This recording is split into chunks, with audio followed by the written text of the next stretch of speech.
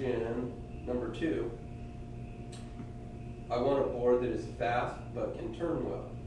What is the give and take regarding thickness, width, length, and type of tail on the board? Okay, we'll break those down. We'll take those one at a time, those questions. The fast but can turn well.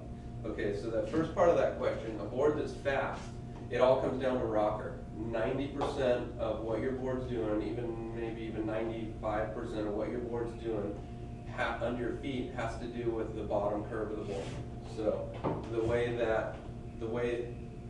the curve is in the board, because it's the way the water's entering the board, it's the way the water's getting forced through the bottom of the board, and it's the way that the water's leaving, exiting, getting thrown off the tail of the board.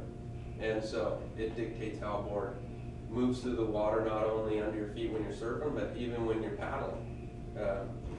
You can have a board that doesn't paddle good, doesn't surf good, and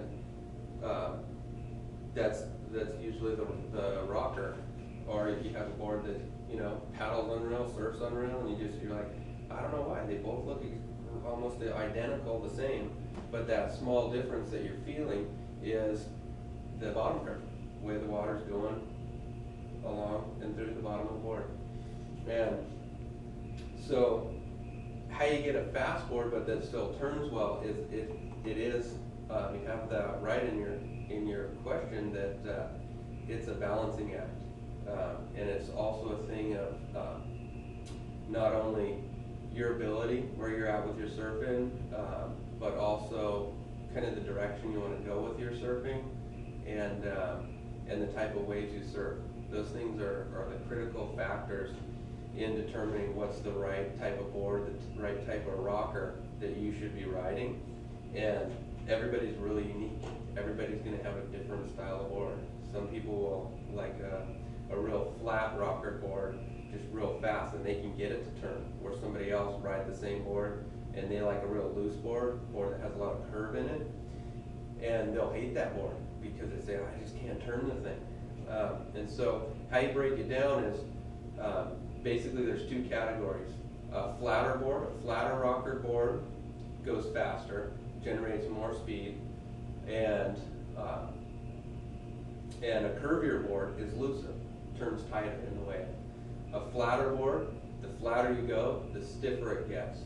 A looser board, the more curvier you go, the slower it will get. So there's a trade-off. If you can imagine, a lot of curve in a board, it's going to tend to push water unless you're really keeping it on rail and keeping it surfing up and down tight in the pocket. Flatter board, it's going to want to just bolt down the line. It's going to be a little bit harder to pull it back, get it in the pocket, and keep it, turning real tight. Unless you can really bear down on the thing. Like heavy-footed surfers, real powerful surfers, they tend to like a flatter rocker board because they can overpower it, and as long as it has speed, they can make it go where they want it to. Lighter-footed guys that want to go real pocketing, they tend to like a board that's curvier because you can just keep it real quick and light-footed, and boom, right in the pocket, bam, bam, bam.